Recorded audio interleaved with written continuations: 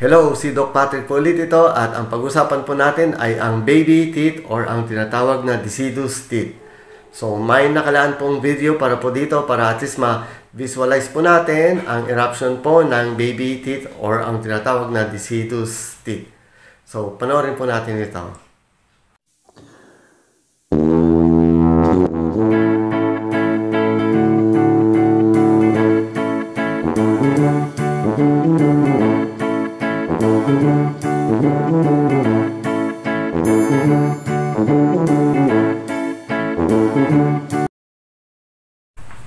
So ayan po, napanood natin ang video, pero ngayon po isa-isahin po natin ang bawat eruption po ng ngipin kung ilan months po talaga silang tutubo or mag-erupt po.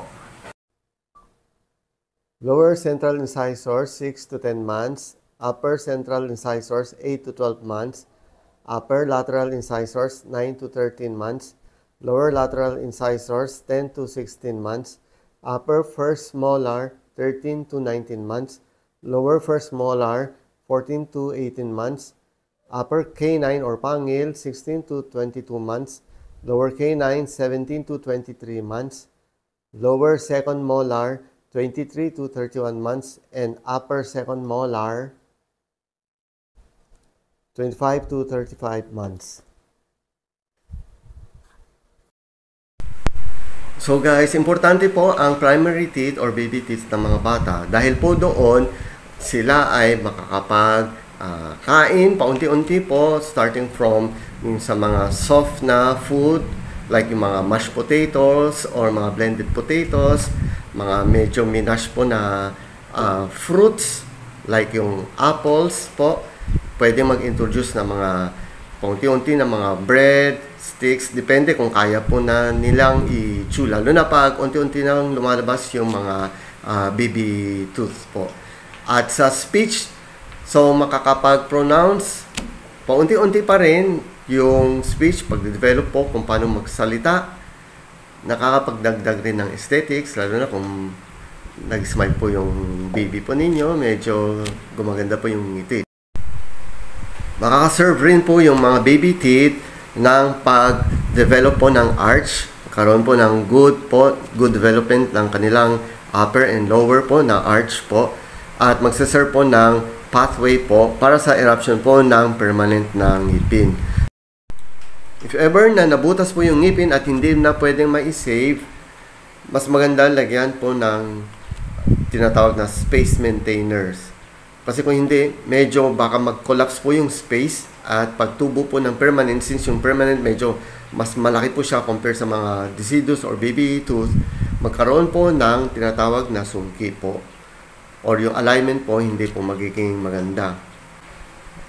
So, kailangan po ma-maintain po ang cleanliness ng teeth ng inyong baby. So, kailangan gumamit po kayo ng mga tinatawag na infant toothbrush and toothpaste. Lalo na pag nag-erupt na po yung ngipin po. Usually, nag-start po dito po sa baba yung kanyang lower incisors po. So, linisin nyo na po para ma-prevent yung pag-build up po ng mga plaque at mag-cause rin po ng mga tinatawag na tooth decay. Early loss po ng baby tooth due to tooth decay, talagang nabulok na po siya. Yung space po niya maaring lumiit at yung permanent tooth, dahil malaki po siya, so magkakaroon po ng sungki yung ngipin ng anak ninyo. Kasi maghanap po siya ng daan, yung way is either ang tubo po is yung palabas or yung papasok po sa loob. So, mas maganda, if ever na hindi po maiwasan at nauwi po sa bunot yung ngipin, magkaroon po ng space maintainers yung anak po ninyo. Lalo na po yung mga tinatawag na pulpotomy, pulpectomy. So, ask your dentist about that, lalo na yung mga pediatric dentist. So, sila pong mag-assess sa ngipin ng anak po ninyo. At may mga nilalagay rin po after the treatment, maaaring maglagay po ng stainless steel crown. So, yun po makakatulong, ma-prevent po yung pagkaroon ng sungkit dahil magkakaroon po ng guidance ang permanent na ngipin po. May tendency po na tutubo po ng maayos yung ngipin ng anak po ninyo, maganda po yung alignment at baka hindi na rin po kailangan ng mga ibang treatment like magpakabit po siya ng mga braces. So dito po nagtatapos at least meron po kayong overview regarding po doon sa baby tooth or yung tinatawag na deciduous teeth. Thank you sa mga nanood po sa video at subaybayan nyo ang mga iba pang vlogs po regarding po sa ngipin. Muli, ako po si Doc Patrick at bye-bye! See you again!